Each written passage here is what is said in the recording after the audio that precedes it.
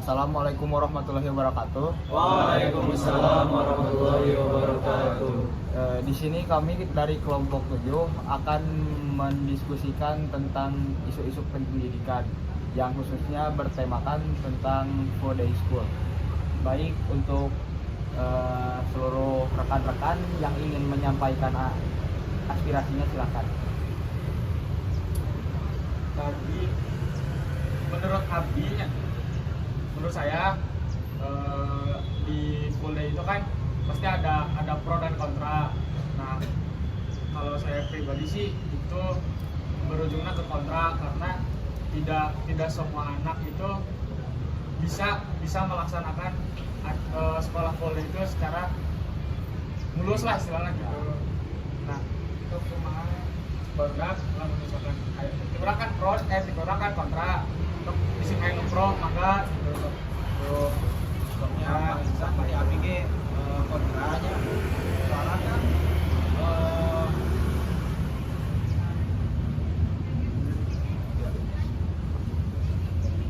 soalnya kan otak manusia teh mampu menampung belajar secara selama 3 jam.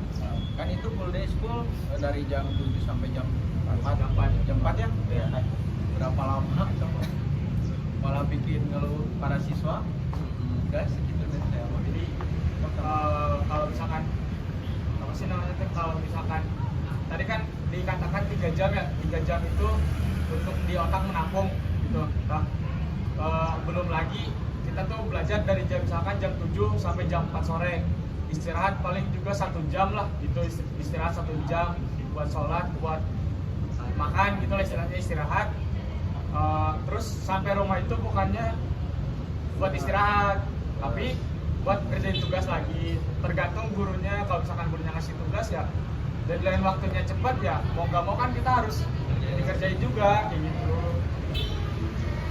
Sama kalau saya sendiri juga sebenarnya lebih ke kontra, dikarenakan kalau full day school itu terlalu banyak menghabiskan waktu di sekolah, sehingga untuk bersosialisasi di rumah, apalagi di masyarakat kan kalau pulang sore pasti capek banget. Terus kalau udah di rumah juga pasti dipakai istirahat, jarang juga mengobrol dengan orang tua. Itu yang pertama karena terlalu banyak menghabiskan waktu. Terus yang kedua, menurut saya full day school ini sangatlah bertentangan dengan sistem pendidikan yang dikeluarkan oleh UNESCO, di mana di sistem itu terdiri dari 4 pilar. Yang pertama, pilar itu tentang learning to know. Nah, kalau untuk learning to know di Indonesia sendiri sebenarnya sudah terlaksana, dikarenakan ya di pembelajarannya di Indonesia ini terlalu berfokus pada learning to know tanpa ada tentang learning. Kan ada 4. Yang pertama learning to know, terus learning to do, terus learning to live together, terus ada untuk yang learning to be. Nah, jika menerapkan sistem full day school ini tentu saja bakal berfokus pada learning to know tanpa bisa melaksanakan tentang learning to live together, yang dimana artinya itu untuk belajar untuk hidup bersama dengan orang lain gitu. Terus yang kedua juga tentang materi pendidikan di Indonesia itu terlalu berfokus pada learning to know tanpa menerapkan tentang learning to do. Jadi tentang pembelajaran apa yang akan kita lakukan ke depannya. Misalkan pembelajaran di sekolah tuh jarang kepake di kehidupan nyata, seperti misalkan jarang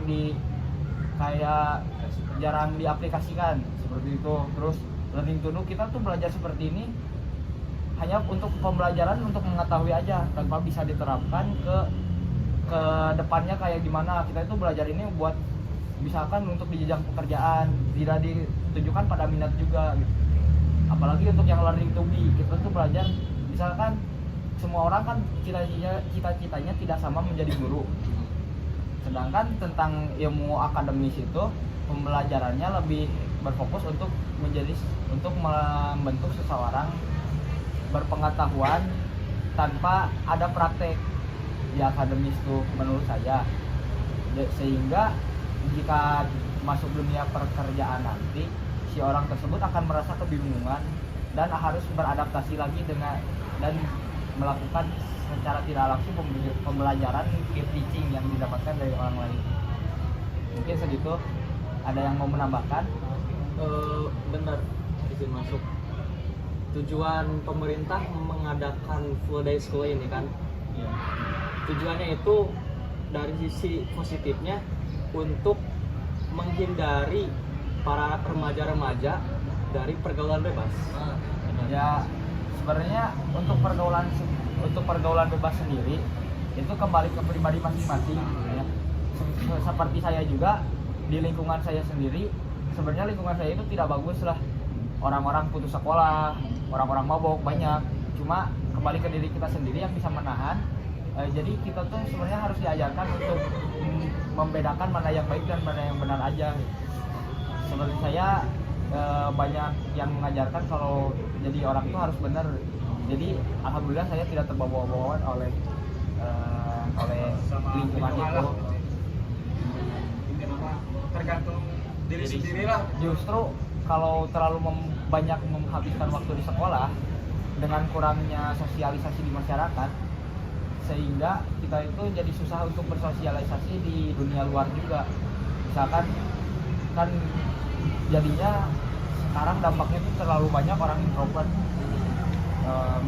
Coba aja kalian pergi ke suatu tempat atau gaul satu tempat deh kalian pas August, pas awal-awal, apakah kalian mudah bersosialisasi dengan teman kalian? Sulit kan? Kalau saya sendiri sebenarnya saya termasuk orang ekstrovert. Jadi ya melihat orang seperti itu sangat disayangkan gitu. Jadi kalau apa-apa tuh harus saya sendiri yang memulainya. Kalau tidak ada orang yang seperti saya, mungkin mereka tidak akan mengobrol satu sama lain. Jadi orang itu tuh dari kegiatan langsung pulang. Kebanyakan seperti itu. Kayak bahasa apa sih anak kampusnya tuh Kupu-kupu. kuliah pulang. Jadi si perkuliahan ini tidak tapi kan ada seseorang waktu nggak tahu Mabim, nggak tahu August, ada yang bilang kalau misalkan nggak tahu berapa persennya, ini maka apa sih pandangan sendiri, takut salah, mohon dikoreksi, sekitar 30 atau 40% itu kita bisa mencakup tentang mata kuliah. Nah sisanya itu kita bisa mengembangkannya di luar mata kuliah tersebut, kayak contohnya di UKM, terus atau enggak misalkan habis pulang kuliah nongkrong dengan hal positif, misalkan bari ngerjain tugas bareng-bareng. Nah itu kan bisa menambah wawasan sendiri gitu. Ya jadi itu terus termasuknya sebenarnya ke ranah pembelajaran peer teaching atau ranah pembelajaran yang bisa didapatkan dari teman sebaya. Memang kan sosialisasi itu sangat perlu sebenarnya kan. Sedangkan kalau full day school kita belajar terus-terusan, yang didengarkan hanya obrolan guru. Sedangkan di sekolah juga istirahat paling berapa? Setengah jam. Setengah jam itu dipakai buat makan dan ngobrol bentar doang. Tidak sempat mengobrolkan hal-hal yang ingin kita pelajari lah. Terus pengembangan minat bakat kita juga jadinya kurang terlalu fokus untuk mencakup akademisnya akademis gitu. Minat akademisnya teh kurang. Jadi kan misalkan terhalang waktu belajar juga enak kan, pulang jam 4 gitu kan, pulang jam 4 kita can air ngeskul gitu ya. Ngeskul kita pulang maghrib sampai rumah tugas ya kan kayak gitu. Makan akademis nanti kos itu langsung kayak bagi sampai ke mana. Jika ada isu tentang pendidikan lain misalkan di lingkungan kalian, silakan keluarkan dari lingkungan sekolah kalian apa yang kalian rasakan. Diskusi sama diskusi Santai, campur bantu.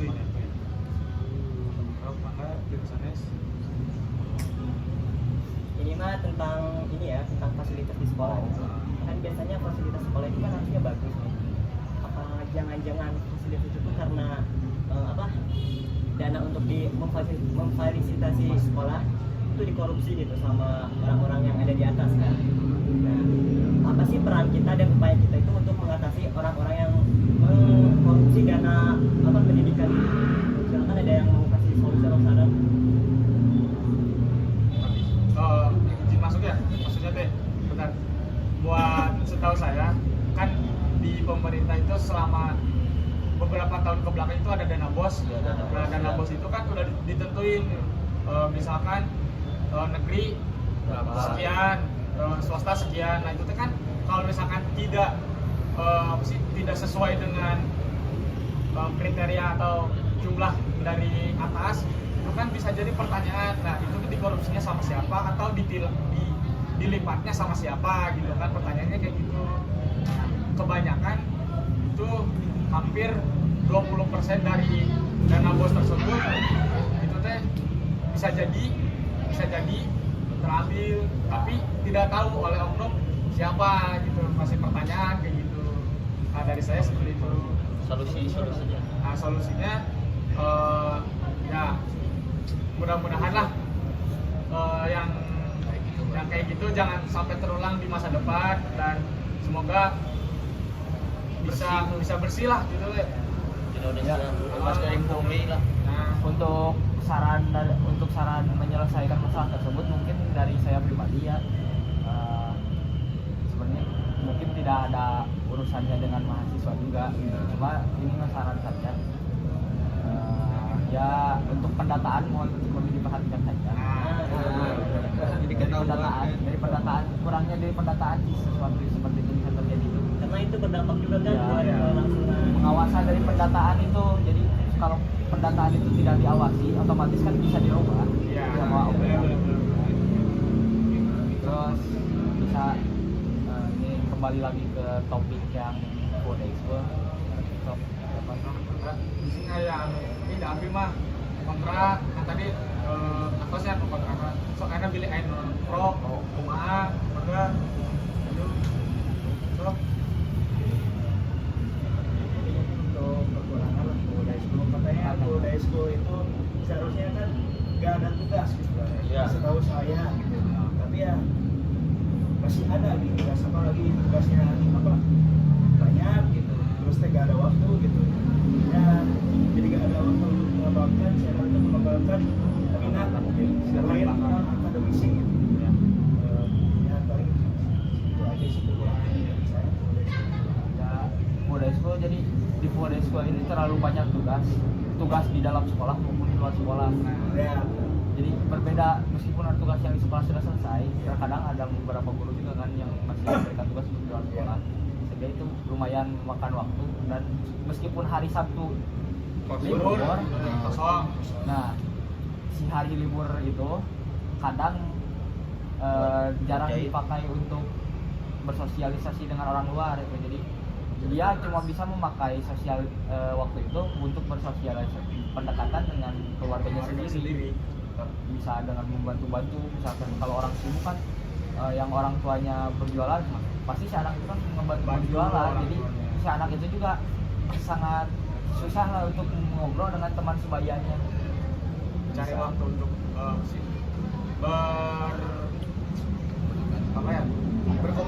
berkomunikasi dengan teman sebayanya itu kurang dikarenakan kekurangan waktu. Nah, Sisi masuk juga sisi negatif dari Bodaisko itu bukan hanya terkait kepada siswa-siswanya, kepada para guru yang mengajar juga pasti ada sisi negatifnya. ya, Kan apalagi kalau guru-guru yang sudah menikah dan mempunyai keluarga gitu. Nah, itu. Quality time dengan keluarganya itu cuman pada habis maghrib Ya, kalau misalnya ya, kan. iya. Nggak ada juga. ya, untuk guru sendiri juga kan punya kesibukan juga gitu. Apalagi dibandingkan siswa sebenarnya lebih banyak guru juga gitu kesibukan, seperti mengurus keluarga. Terus kalau ada barang-barang yang harus dibereskan di rumah kan itu kerjaan orang tua juga gitu. Jadi kasihan lah kalau Bodaisko ini terus diterapkan menurut saya. Jadi solusinya ke depannya mungkin si Bodaisko ini bisa digantikan dengan ya enggak, bukan kurikulum sebelumnya sebenarnya. Bisa untuk kurikulum kedepannya bisa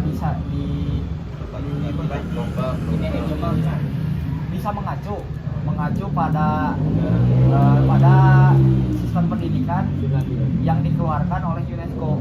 Yang tadi yang 4 tadi itu, yang learning to know, learning to do, learning to live together dan learning to be. Nah, sehingga pada pembelajaran itu tidak berfokus pada akademis saja. Jadi di dalam sekolah itu bisa menyediakan tentang minat bakat kita supaya si para peserta didik itu bisa berfokus pada bakat dia, sehingga suatu saat di masa depan dia tinggal merealisasikan bakat dia tersebut. Jadi selama dia menjalani masa pendidikan, selama pendidikan itu dia bisa berfokus pada jadi dia bisa mengetahui tentang segala hal juga, terus sekaligus dia juga bisa mengejar cita-citanya. Jadi selama tahun pembelajaran itu dia berfokus juga mempelajari tentang apa yang dia inginkan. Jadi misalkan di sekolah tuh mengajarkan tentang banyak anak yang ingin menjadi chef misalnya. Nah, di sekolah itu mengajarkan tentang ada jam di mana si anak itu bisa belajar tentang ilmu memasak. Terus bisa ada anak yang ingin menjadi fotografer. Nah, si anak itu bisa belajar dari usia dini juga, dari usia SD bisa mempelajari tentang kamera, sehingga di umur remajanya si anak itu mungkin sudah bisa menjadi seorang fotografer dan menghasilkan penghasilan sendiri gitu. Karena sudah punya basic ya. Meskipun di Indonesia juga ada pembelajaran tentang fotografi dan memasak, cuma menurut saya pembelajaran itu kan beradanya di tingkat SMK sama perkuliahan. Nah, kalau di situ kayak waktunya itu terlalu telat. Jadi si anak terlalu tua, sudah menjadi tua, dan pembahasan di otak juga sudah penuh dengan materi-materi akademis. Jadi akan lebih lama, memakan lebih waktu lebih lama. Dari anak usia SD sudah ditentukan tentang minat bakat dia, ditentukan di sekolah. Jadi pembelajaran seperti itu dilakukan di sekolah. Seperti itu mungkin saran dari saya, solusinya. Kalau misalkan kayak gitu teh minimalnya saya tadi kan ambilnya teh SMK atau enggak perkuliahan. Jadi solusi buat kedepannya itu kalau misalkan emang mau mengembangkan bakat tersebut dari sejak SMP, dari SD itu sudah diajarkan gitu, sedikit demi sedikit gitu kan. Tidak semua pembelajaran itu tentang akademis saja. Misalkan akademis cuma ada beberapa jam. Terus sisanya itu dipakai buat mengasah diri, masing-masing menggali hard skill dia sendiri.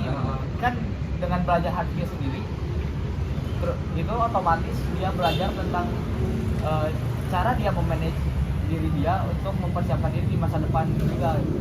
Terus di pembelajaran hard skill ini jangan terlalu berfokus pada guru, jadi membiarkan si anak juga untuk berkembang dengan teman-temannya gitu, bersosialisasi dengan teman-temannya. Jadi si guru ini cuma jadi pembimbing saja, jadi tidak seperti guru yang sekarang yang harus gini Enak dimakan sama orang tua. Ya, masak seperti itu.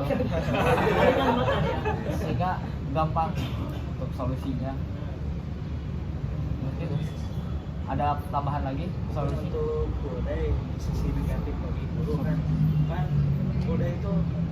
guru itu bagi guru kan belum ada urusan sekolah gitu. Itu juga sebelum ada urusan lain gitu selain di sekolah seperti seminar. Jadi agak kesian gitu. Pertama kan ibu sama bapak saya kan guru, jadi agak capek gitu. Karena udah ada kebutuhan di sekolah sama ada tambahan lain gitu. Jadi sekarang lanjut aja ke solusinya. Silakan ada yang ada tambahan. Untuk pembahasan isu dicukupkan saja. Nah, untuk solusi silakan lanjutkan yang dari tadi saya sampaikan. Izin masuk Kak, kalau misal buat solusi ya, gimana kalau negara kita menerapkan kurikulum seperti negara Finlandia? Ya bisa, kan negara Finlandia juga itu acuannya dari UNESCO juga.